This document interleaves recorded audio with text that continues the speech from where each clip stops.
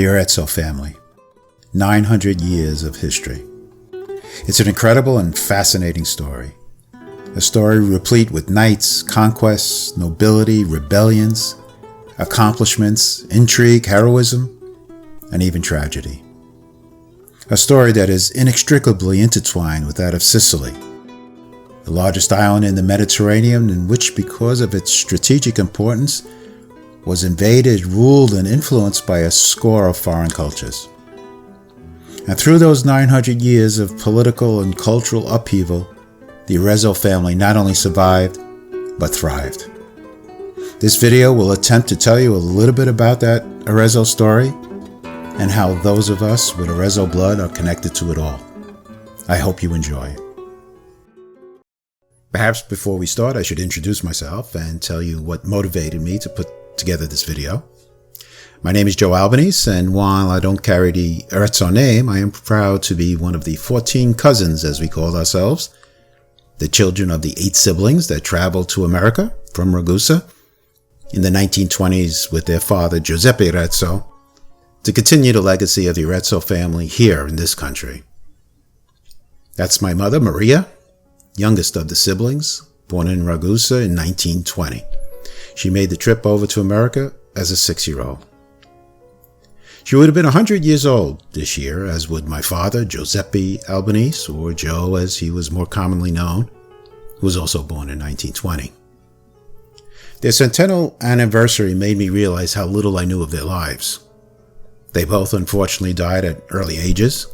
My mother was 69 years old when she passed, and my father was only 60. That was 40 years ago. It pains me to say that I'm having a hard time remembering them. Sure, I have brief flashes of images from the past that pop into my head, but as time marches on, they are less frequent and less in focus. My own advancing years and brushes with mortality have stirred an interest in the past and a thirst to know more about their early lives. Fortunately, my brother Bernard, or Bern as he is more commonly known, has done a good amount of work researching their lives and gathering documents as well as those of our ancestors. I'm sure many of you watching this have been invited by Bern to the genealogical website genie.com, and that was the first place I started exploring our family tree. It didn't take long until I found myself totally engrossed in the history of the Arezzo family, and that of Sicily, which served as such a spectacular backdrop.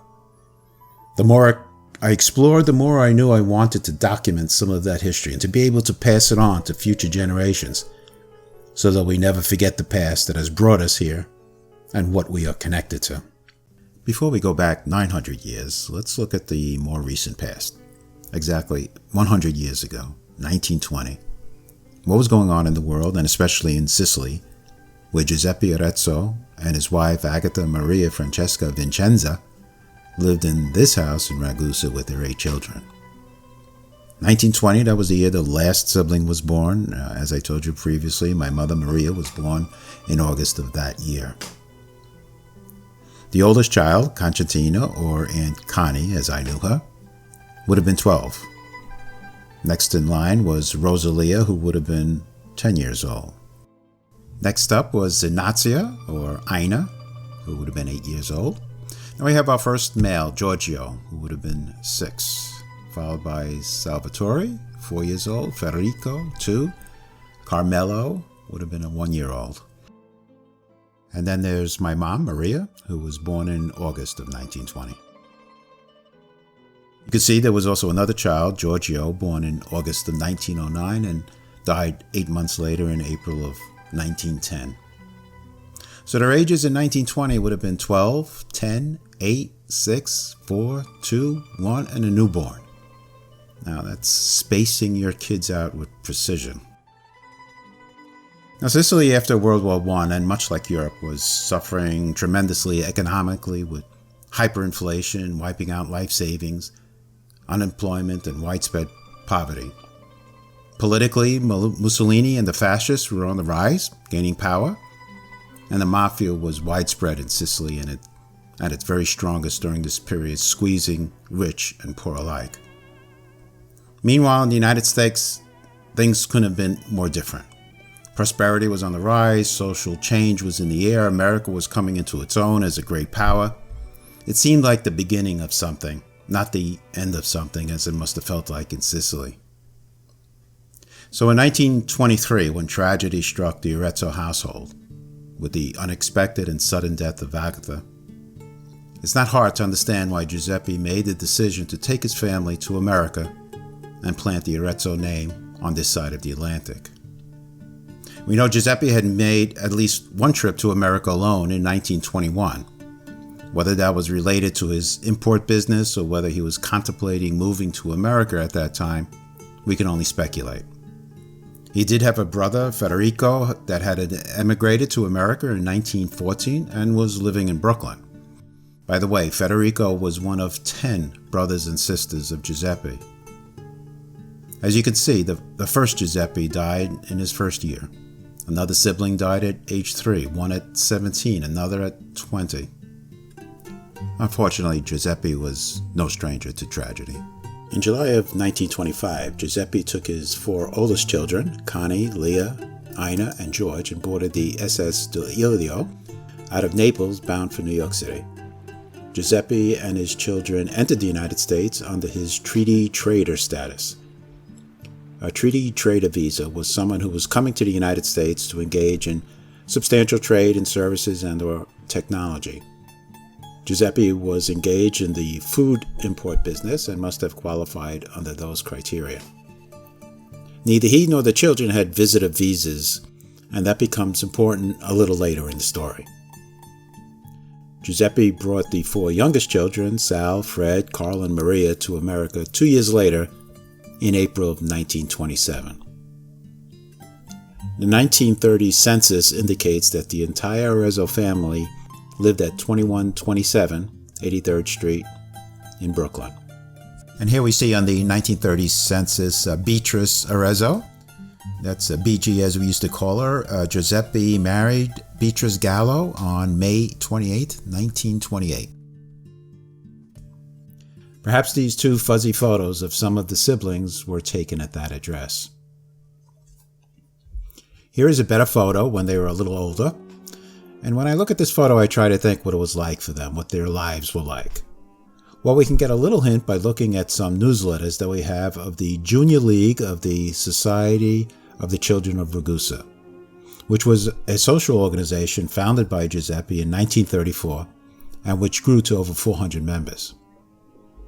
The younger members of the club formed a junior league, which included the Arezzo siblings, and they put out a monthly newsletter called The Rag, a play on the slang word for a newspaper and the fact that they were from Ragusa.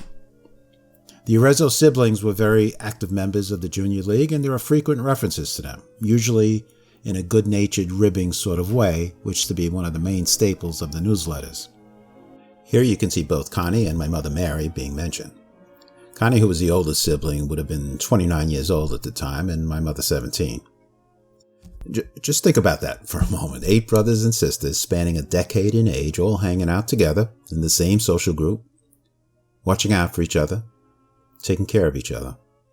I couldn't imagine that happening in modern times, and I think it tells you a little bit about what kind of people they were. But I just wanted to highlight a couple of articles. This one talks about Giuseppe, as I said, who founded the club, and it was interesting to read how others saw him. The article starts off with the abbreviation CAVUF, which stands for Cavaliere Ufficiale, which is honorific bestowed on someone from the state, kind of like being knighted in England. I don't know if Giuseppe was actually bestowed this honor or the writer of the article was just using it as a sign of respect. But in any case, the article goes on to discuss the achievements of the organization and attributes it to, as he says, one man, Giuseppe Arezzo, a man whose energy, merits, and aims we have learned to know through his unimpeachable sense of justice, a man whose earnest efforts have been the nucleus of our success, and whose prowess is the reason for our progress. Hence, we shall stand united in mind, united in body, around the one man we can trust with the reins of our society. Obviously a fan. Another article caught my attention was written by Leah, and it shows her sharp mind and even sharper tongue. It's titled, What the Junior League Needs. Some of her entries are more self-control during the meetings, less self-control after the meetings. More young men with the ability to enjoy themselves without the aid of liquid stimulation. Less members who insist on suggesting a trip to Coney Island for a custard while dancing is going on. More girls who are not afraid to show their intelligence. Leah was a liberated woman before anyone knew what that term meant. She was no one's fool. But Leah also had a romantic side as well. Her poem, The Kiss, in the same issue, amply shows that side of her. The kiss. What is the kiss? The kiss is a rosy apostrophe put between the words Ti amo. A communion of two souls, the prelude to love, the preface of the idyll. A means of making a heart tremble, the savoring of two souls on the lips. Something sweeter than the morning dew. An instant of infinity that has the rustle of a bee among the plants. The dream of a Ragusan. The kiss is everything. Leah and Connie lived together their entire lives and were totally devoted to each other. Oh, one last thing. The Sons of Ragusa social club that Giuseppe founded in 1935 still exists today, 85 years later, still helping new immigrants from Sicily adjust to their new home. Its current location is on 18th Street in Bensonhurst, Brooklyn. And this article that you're looking at is actually a translation from an Italian website highlighting notable Ragusans. Pretty remarkable. My brother Byrne, in digging up all the available documents he could find relating to our family, came across this arrest warrant for my mother. It was dated February 8th, 1944. Now, I never thought of my mother as gangster, so this kind of got my attention. And it was in order to arrest my mother and hold her for a hearing to determine if she should be deported. As I had mentioned earlier, Giuseppe and his family had entered the United States under his status as a treaty trader. In other words, in order to conduct trade business here in this country. When he died in 1941 and his import business dissolved, her legal standing to remain in the United States ended as well. She had her hearing in April of 1944. And the hearing showed that she worked as a typist and clerk and earned $29 a week, and that she and her three sisters pooled their assets, and that they now had $1,304 on deposit, $425 in war bonds, and furniture and personal effects worth about $2,500. The hearing found her of good character and of having 4 brothers serving in the armed services at the time. They ruled that she could voluntarily leave the United States rather than being deported back to Sicily. And that's what happened. She left the United States for Canada and re-entered legally and eventually applied and received her naturalization certificate. I assume that Connie, Leah, and Ina had to go through a similar process. I try to put myself in my mother's shoes. Her mother is taken away from her when she was only 3 years old. Her father, who was such a dominant figure in her life, at 21. And then at age 24, every male that she knows and loves is overseas in a great world war that would eventually take the lives of over 400,000 Americans. Her 4 brothers, her brother-in-law, her fiancé's brother, were all risking their lives for our nation. And she was facing being deported to a country ravished by war at which she has little memory. I can't imagine how she must have felt. Fortunately, all the Arezzos, Albaneses, and Camilleris survived the war, and when they came home, they started their own families, but they always remained very close. Here they are on a cruise together in 1976. Ina with her husband Joe Camilleri, George and Pearl, Sal and his wife Adeline, Fred and Rose, and Carl and Sally. Collectively, they had 15 children, 14 of which survive today. They also have 27 grandchildren and at least 23 great-grandchildren at last count. As a kid, one of the days that I most looked forward to was New Year's Eve. This was the day that the entire Arezzo clan got together to celebrate the incoming new year, and it was a tradition from the very beginning, as you can see from these photos. I'm going to shut up now and just let you enjoy these great photos from past New Year's Eve parties.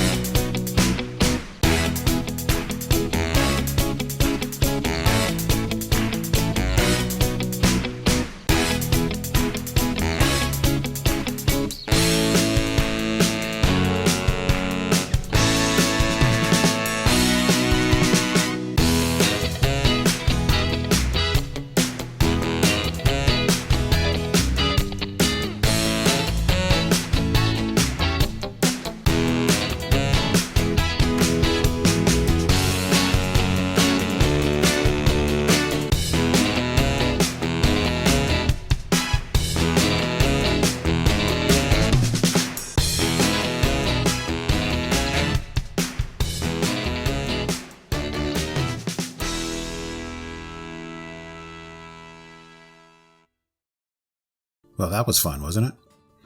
You know, I started this video lamenting the fact that my memories of my parents were fading away, but just the process of making this video has refreshed some of those memories for me, and I hope for others as well. And for those of you that didn't know the siblings, I hope you get a sense of how very special they were. I also hope I did justice to their memories by telling you a little bit about their lives. Now in part 2, we're going to be going back to Sicily to take a look at some of our more distant relatives. I hope you will join me. Thanks for watching.